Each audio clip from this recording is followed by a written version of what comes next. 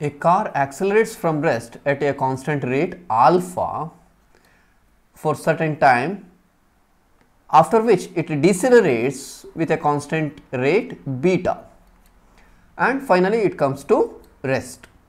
If the total time elapsed is t, then maximum velocity acquired by the car is given by. ಏನು ಹೇಳಿದ್ದಾರೆ? A car is there, ಅಲ್ವಾ? Car ಫಸ್ಟಿಗೆ for certain time it gets accelerated.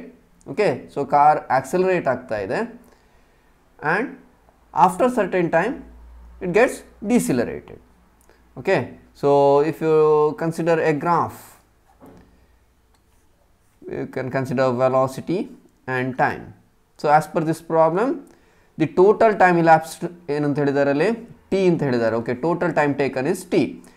In that time t, for certain time that car it gets accelerated.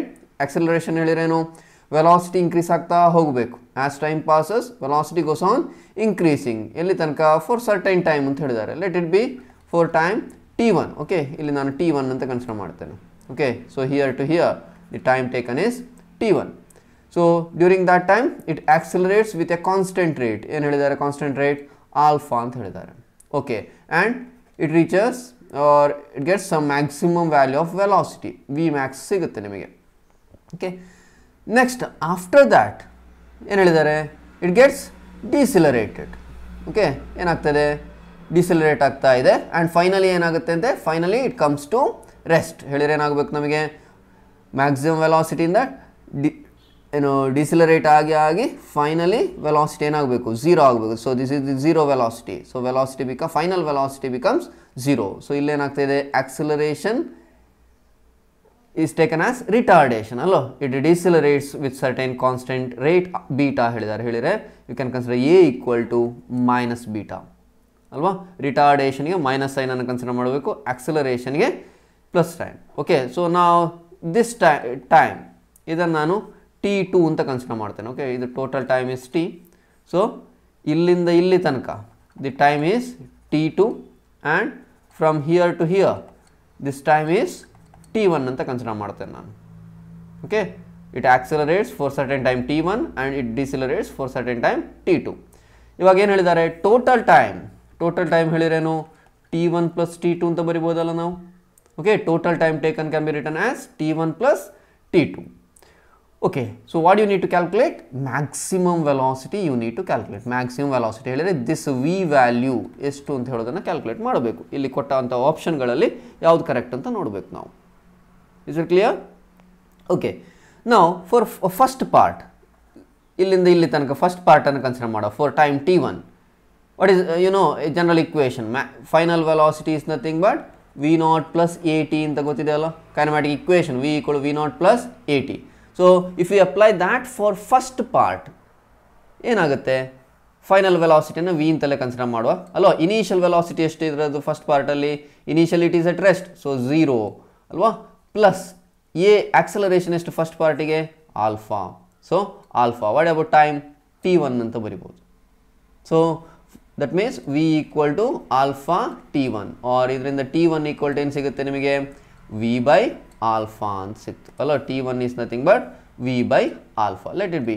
Consider that as equation number 1. So that is for first part. Okay, for the next part ಅದೇ equation ಅನ್ನು apply ಮಾಡುವ ನಾವು second ಪಾರ್ಟಿಗೆ. v equal to v0 plus at. So v ಹೇಳಿದರೆ final velocity. ಇಲ್ಲಿ second ಪಾರ್ಟಿಗೆ final velocity ಎಷ್ಟಾಗುತ್ತೆ? Finally it comes to rest. therefore final velocity will be 0 ಅಲ್ವಾ. ಇನಿಷಿಯಲ್ ವೆಲಾಸಿಟಿ ಎಷ್ಟಾಗುತ್ತೆ ಸೆಕೆಂಡ್ ಪಾರ್ಟಿಗೆ? ಫಸ್ಟ್ ಪಾರ್ಟಿನ ಫೈನಲ್ ವೆಲಾಸಿಟಿ ಏನಿದೆ ಅದೇ ಸೆಕೆಂಡ್ ಪಾರ್ಟಿಗೆ initial velocity. So what about final velocity of first part? That is V ಅಲ್ವಾ. So V ಇದೆ initially second ಪಾರ್ಟಿಗೆ. ಸೊ ನೆಕ್ಸ್ಟ್ ಏನಾಗುತ್ತೆ? ಅದು ಡಿಕ್ರೀಸ್ ಆಗಿ 0 ಆಗುತ್ತೆ. ಹಾಗೆ initial velocity for second part ಎಷ್ಟಾಯಿತು? ವಿ. ಸೊ v0 ಇದ್ದಲ್ಲಿ V plus at. But A ಇದ್ದಲ್ಲಿ ಏನಿದೆ ಇಲ್ಲಿ? Minus B. therefore minus B into time t2 ಅಲ್ವಾ. ಸೊ ಇದರಿಂದ ರಿಅರೇಂಜ್ ಮಾಡಿದರೆ t2ಗೆ ರಿಅರೇಂಜ್ ಮಾಡಿದರೆ ಏನು ಸಿಗುತ್ತೆ ನಿಮಗೆ? ಕರೆಕ್ಟ್ ಅಲ್ವಾ. t2 is nothing but v by beta ಅಂತ ಸಿಕ್ತು. ಓಕೆ ನಮಗೇನು ಬೇಕು ಇವಾಗ, you can consider this as equation number 2. ಇವಾಗ ಏನು ಬೇಕು ನಮಗೆ, ಟೋಟಲ್ ಟೈಮ್ ಬೇಕು. ನಾನು ಆಗಬಾರ್ದು ಹಾಗೆ, total time is nothing but T1 plus T2. Total time can be return as T1 plus T2. So substitute ಮಾಡಿ T1 ಮತ್ತು T2 ವ್ಯಾಲ್ಯೂವನ್ನು. So T equal to T1, ಇಲ್ಲಿ equation number 1 V by alpha plus T2 V by beta. ಈಗ ಏನು ಮಾಡ್ಬೋದು, V is common, you just take V outside, so V into 1 by alpha plus 1 by beta ಅಂತ ಬರಿಬೋದು ಅಲ್ವಾ. Take LCM ಏನು ಸಿಗುತ್ತೆ, simplify ಮಾಡಿ ಅದನ್ನು.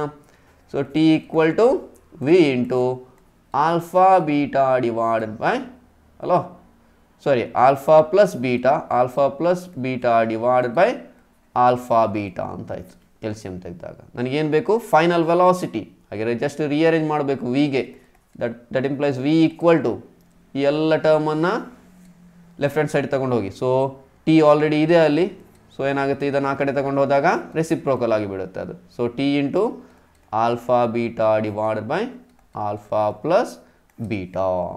So this is the value of ಏನು, is the value of maximum velocity. So T into alpha beta divided by alpha plus beta. Correct? So if you look at the options, option ಅನ್ನು ನೋಡಿದರೆ ಏನಿದೆ ಅಲ್ಲಿ, ಯಾವುದಿದೆ, alpha T into alpha beta divided by alpha plus beta. So option 4 I think ಅಲ್ವಾ, option 4 correct ಆಗಿದೆ. Alpha beta divide by alpha plus beta into T. Okay.